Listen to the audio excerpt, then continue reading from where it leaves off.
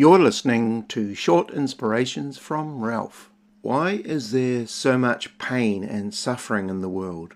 Part 3. Another great question relating to this is really at the heart of it, and we all of us without fail, would ask this: why do innocent people suffer?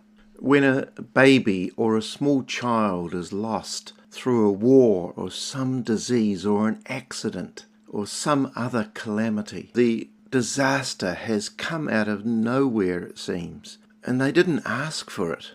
It just seems so unfair. I grew up in the aftermath of World War II, when the world was still in shock at the discovery of places like Auschwitz, the Holocaust. 6 million, mainly Jews, were exterminated. Shocking images of the living dead, children and elderly who were nothing but skin and bone. Where was God, and why do the innocent suffer? In the New Testament, a number of scenarios to do with this were actually put to Jesus for his response. And what he said was actually quite surprising, because the Jewish mindset, and probably you could argue the human mindset, was to find blame for something that had happened, for some malady or calamity or disaster. In Luke chapter 13, some people came and told Jesus about Galileans who were murdered by Pilate while they were worshipping. Jesus refuted the guilt of the victims, and then he brought up an accident when 18 in Jerusalem were crushed and killed, when a wall or a tower collapsed and fell on them. Again, he refutes that those that were killed were to blame for their dilemma.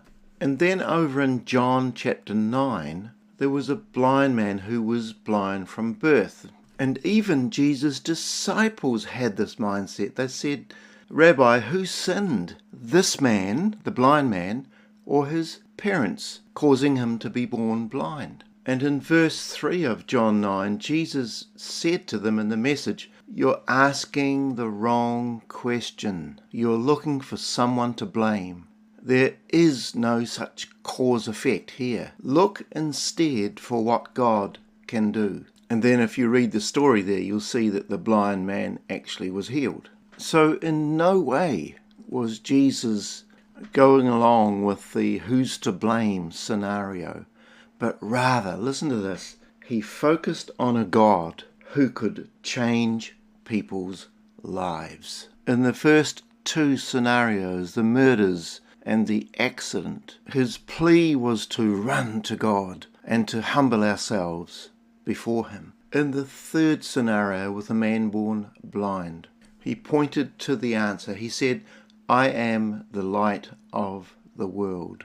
And elsewhere he said, "Come to me, you who are weary and heavy laden, and I will give you rest." Another way of putting this is that through pain and suffering and tragedy, it becomes an opportunity to see God. I have noticed this with a number of funerals that I've taken where I've been involved with the families, and has been in the middle of tragedy and sorrow.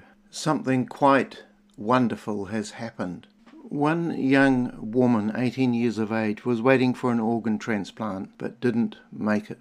She passed away and her family came to know Jesus. And on her computer was written, and they found this: "All of life is preparation for eternity." Another young woman had brain tumours and she was 21, passed away.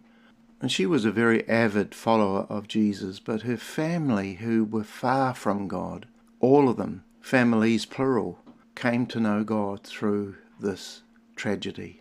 Another one was a young mother of children who had a road accident and passed away.